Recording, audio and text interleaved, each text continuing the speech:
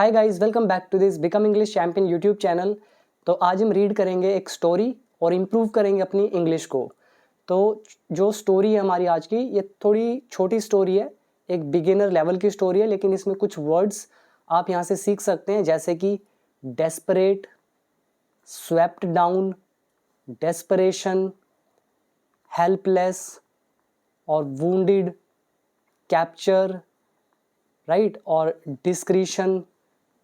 तो इस तरह के काफ़ी सारे वर्ड्स आएंगे। तो एंथुजियाज्म या फिर ज़ील। तो स्टोरी छोटी है लेकिन वर्ड्स काफ़ी हैं सीखने के लिए। तो शुरू करते हैं वीडियो को। और अगर आप में से कोई भी इंग्लिश सीखना चाहता है स्टेप बाय स्टेप, तो वो मेरा कोर्स ज्वाइन कर सकता है, क्योंकि मैं पूरी इंग्लिश ऑलरेडी सिखा चुका हूँ। अगर आपको सीखना है तो डेफिनेटली आप मेरा कोर्स ज्वाइन करें। इसके लिए become English champion app download कर सकते हैं आप प्ले स्टोर से, या लिंक मिलेगा नीचे डिस्क्रिप्शन बॉक्स में।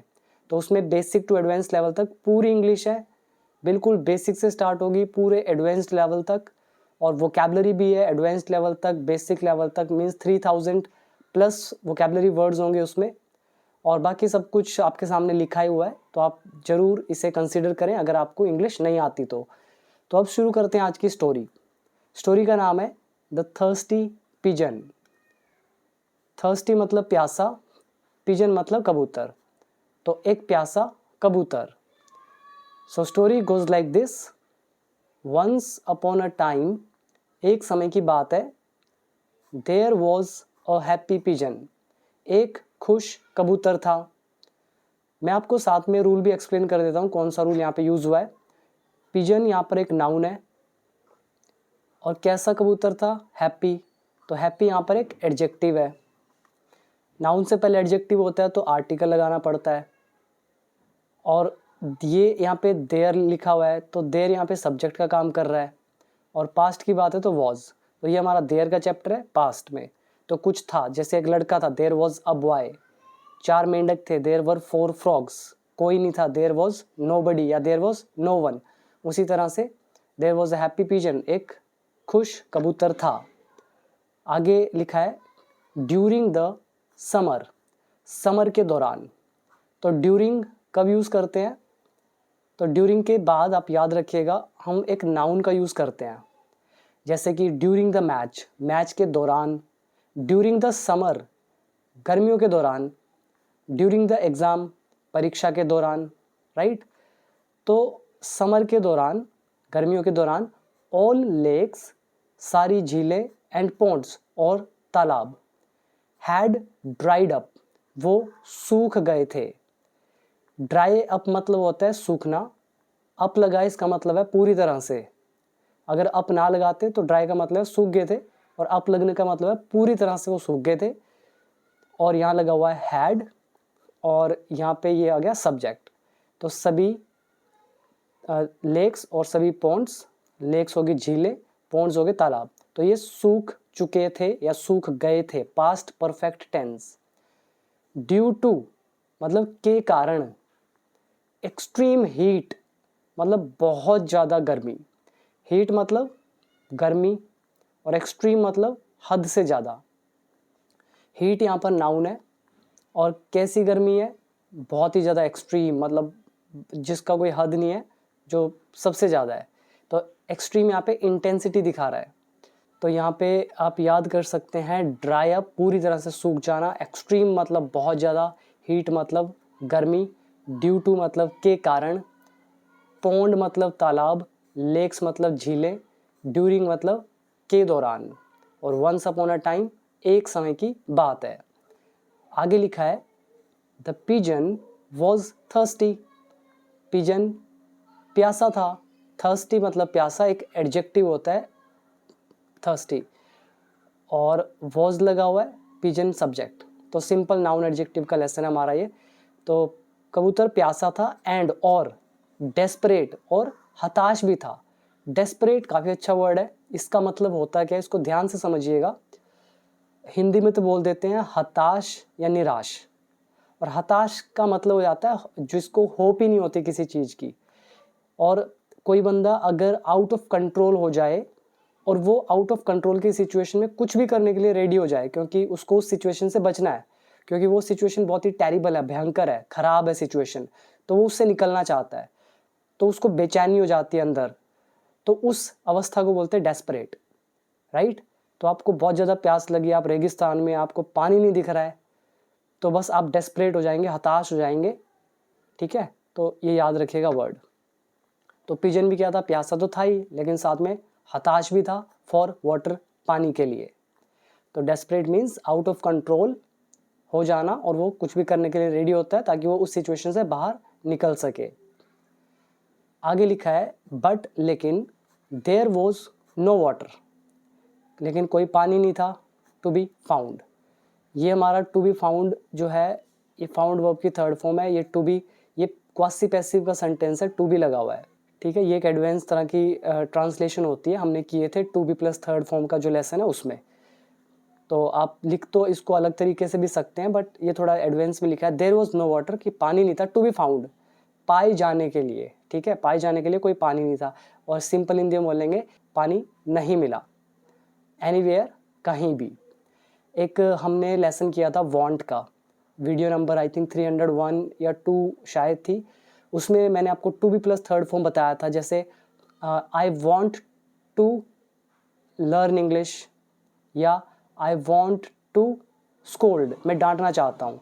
अब मैं बोलता हूँ I want to be scolded, अब ये टू बी स्कोल्डेड कर दिया मैंने, इसका मतलब है मैं चाहता हूँ मुझे डांटा जाए, ठीक है। सिंपल बोलेंगे I want that I am scolded, advance में बोलेंगे I want to be scolded. उसी तरह से है no water to be found.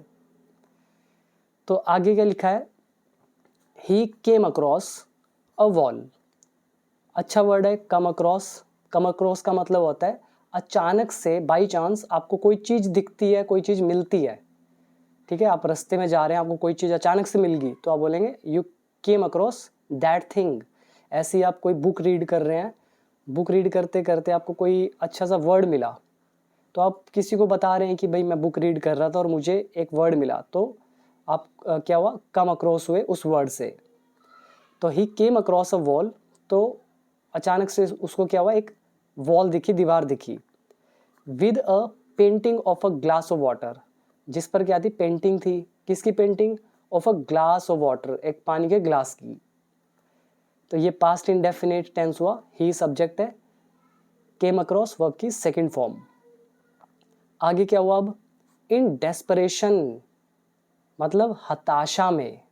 Desperate तो एक एडजेक्टिव था, और डेस्परेशन एक नाउन है।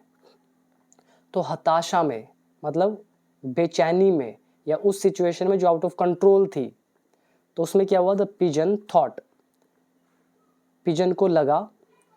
थिंक का मतलब सोचना होता है, थिंक का सेकंड फॉर्म थॉट, और थिंक का दूसरा मतलब होता है लगना। जैसे आई थिंक मुझे लगता है, आई थॉट मुझे लगा। उसी तरह से द पिजन थॉट, पिजन को लगा, ये हो गया सब्जेक्ट, ये होगी सेकंड फॉर्म, पास्ट इंडेफिनिट। उसको लगा द पेंटिंग वॉज रियल, कि पेंटिंग रियल थी। अब यहाँ देखिए वॉज लगा हुआ है, वॉज क्यों लगा, क्योंकि ये पहला सेंटेंस पास्ट में है, जो पास्ट के साथ सेंटेंस जोड़ेंगे तो वॉज या वर यानी कि पास्ट में लेकर जाएंगे। तो उसको लगा कि पेंटिंग रियल है या रियल थी। एंड और स्वेप्ट डाउन, तो इसका मतलब क्या होता है, टूट पड़ना, मतलब फोर्सफुली, एकदम तेजी से, बिना रुके, कंटिन्यूसली, ठीक है, टूट पड़ना। तो स्वीप डाउन का सेकंड फॉर्म स्वेप्ट डाउन। तो वो रियल लगी और वो क्या हुआ, स्वेप्ट डाउन ऑन इट, वो उस पर टूट पड़ा, किस पर, उस पेंटिंग पर। विद ऑल हिज माइट, अपनी पूरी माइट के साथ। माइट अच्छा वर्ड है जिसका मतलब होता है शक्ति। ऑल माइटी कौन होता है, परमात्मा, परमेश्वर, सर्वशक्तिमान। तो माइट मतलब होगी ताकत, पावर। तो अपनी पूरी ताकत के साथ वो उस पर टूट पड़ा। ही क्रैश्ड, क्रैश मतलब क्या होता है, जैसे गाड़ी क्रैश हो जाती है, एरोप्लेन क्रैश हो जाते हैं, उसी तरह से वो भी क्रैश हो गया। अगेंस्ट द वॉल मतलब दीवार पे जाके वो टकराया। एंड और ब्रोक हिज विंग्स, और उसके जो विंग्स थे वो टूट गए। ब्रेक का सेकंड फॉर्म ब्रोक, टूटना, विंग्स मतलब पंख, तो उसके जो पंख थे वो टूट गए क्योंकि वो दीवार के अगेंस्ट टकराया। आगे है वुंडेड, देखिए वुंडेड लिख के कोमा डाला, फिर एक सेंटेंस यहाँ पे लिखा हुआ है। तो ये जो है इसका मतलब है वो इस अवस्था में, और वुंडेड क्या होता है? चोटग्रस्त। ठीक है, इसकी हिंदी आप बोल सकते हैं कि चोटग्रस्त, ही फेल ऑन द ग्राउंड, तो वो गिर पड़ा जमीन पर। तो चोटग्रस्त वो गिर पड़ा जमीन पर। और ऐसा ही बोल सकते हैं चोट लगने के बाद वो जमीन पर गिर पड़ा। तो यहाँ पर क्या होता है, एडवांस ट्रांसलेशन में एक एडजेक्टिव लगा दिया जाता है, फिर कॉमा डाल के सेंटेंस लिखते हैं। सिंपल सी ट्रांसलेशन है। ऐसा हमने कई बार और भी रीड करा है। जैसे एक आया था, out of curiosity comma sentence, out of anger comma sentence. तो वो गिर पड़ा। ठीक है, फॉल इज गिरना, फॉल का सेकेंड फॉर्म फेल। तो गिर पड़ा ऑन द ग्राउंड, जमीन पर। एंड और ले और पड़ा रहा। एक वर्ड होता है लाए। लाए का मतलब क्या होता है? झूठ बोलना। और एक होता है नीचे रखना। तो जो नीचे रखना है उसकी सेकंड फॉर्म होती है ले। लाए ले, लेन। तो वो पड़ा रहा देयर, वहाँ पर, हेल्पलेस, असहाय या फिर बेबस। तो हेल्पलेस कौन होता है? बेबस या असहाय, मतलब जिसकी कोई मदद नहीं करता है, बिल्कुल हेल्पलेस है। तो वो पड़ा रहा वहाँ पर। आफ्टर सम टाइम, कुछ देर बाद, अ मैन, एक आदमी जो था, कैप्चर्ड, उसने उसको कैप्चर कर लिया, मतलब उठा लिया, बंदी बना लिया और पकड़ लिया।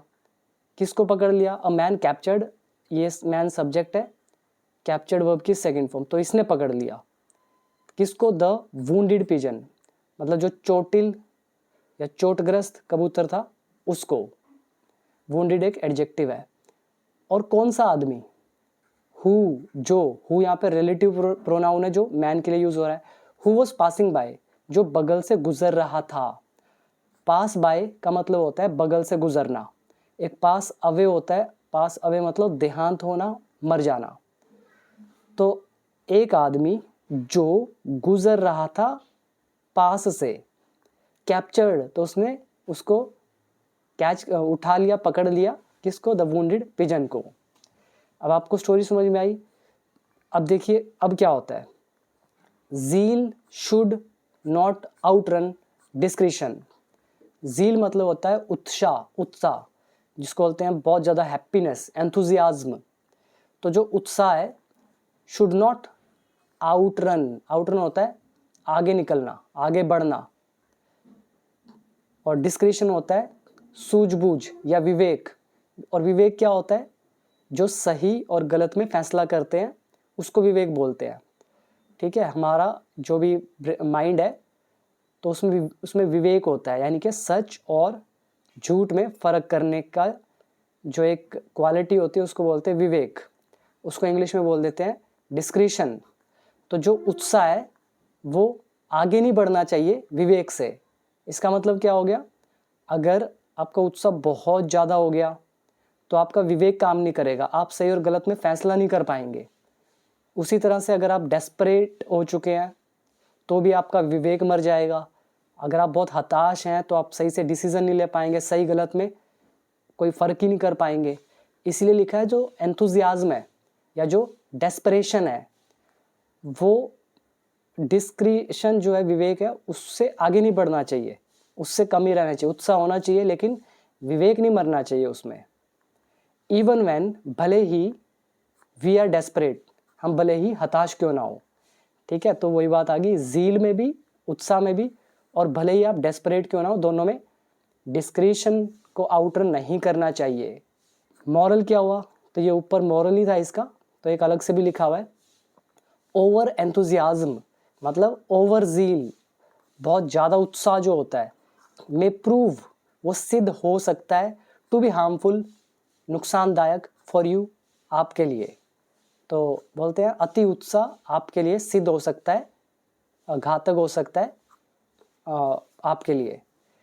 तो ये मेक अ लेसन, प्रूव यहाँ पे वर्ब की फर्स्ट फॉर्म है।